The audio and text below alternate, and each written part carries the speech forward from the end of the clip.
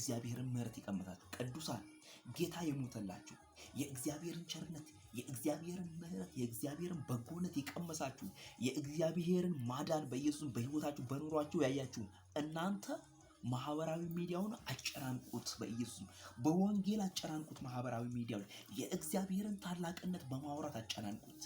መዳን በሌላ በማንም የለም ብላችሁ እንድንበት ዘንድ ከሰማይ በታች የተሰጠን ስም ኢየሱስ ነው በማለት አጨናንቁት። አንተ ወዳጅ ስማኝ፣ እንትና እኮ ስለ ኃጢአት ሲናገር እኮ አላፈረም።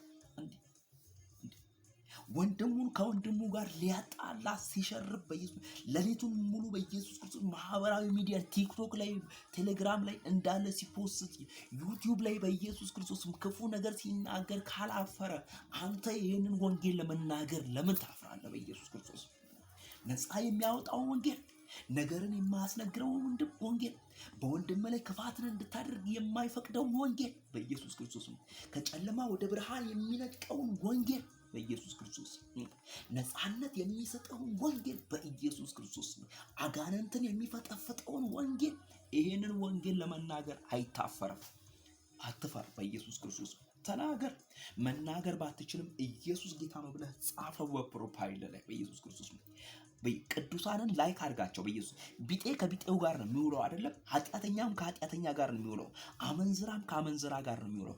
ሌባም ከሌባ ጋር ነው የሚውለው። ስለዚህ ቅዱሳንም ከቅዱሳን ጋር ነው የሚውሉት። ምክንያቱም ጽንስ አለ እኛ ጋር በኢየሱስ ክርስቶስ የክርስቶስ የሆነ በኢየሱስ ክርስቶስ ንጹህ የሆነ እንከን የሌለበት ነውር የሌለበት የወንጌል የሆነ በኢየሱስ የሰማይ የሆነ አለ። እሱን ይዘህ በኢየሱስ ክርስቶስ በማይመጥን ቦታ አትቀመጥ። ምክንያቱም በአንተ የተጠራው ሰማይና ምድርን የፈጠረ ልዑል እግዚአብሔር ነው።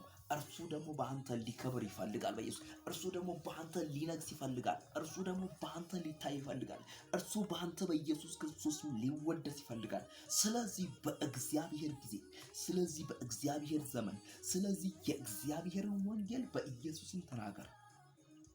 ነገ ወንጌልን የማንሰብክበት ጊዜ ይመጣል። በኢየሱስ ክርስቶስ ነገ ወደ አፈር የምትመለስበት ጊዜ ይመጣል። ነገ አፈር ነህና አፈር ውስጥ የምትገባበት ጊዜ ይመጣል። ነገ አፈር በአንተ ላይ የሚመለስበት ጊዜ ይመጣል።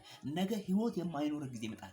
ዛሬ ግን እስትንፋስ እስካለ ድረስ፣ ዛሬ ግን እግዚአብሔር እስከፈቀደልህ ድረስ፣ ዛሬ ግን እግዚአብሔር ምሕረት እስካደረገልህ ድረስ፣ ዛሬ ግን እግዚአብሔር እድልን እስከሰጠ ድረስ የእግዚአብሔርን ወንጌል በኢየሱስ ስም ተናገር። ኢየሱስ ጌታ ነው። በኢየሱስ ክርስቶስ ሰው ክፉ ነገር ሊናገር አላፈረም። አንተ ስለዚህ ወንጌል ለምን ታፍራለህ? እሱ በመስቀል ላይ ሊንጠለጠልልህ አላፈረም። አንተ ለዚህ ወንጌል ለምን ታፍራለህ? በኢየሱስ ክርስቶስ እሱ ሲሰቃይልህ አላፈረም።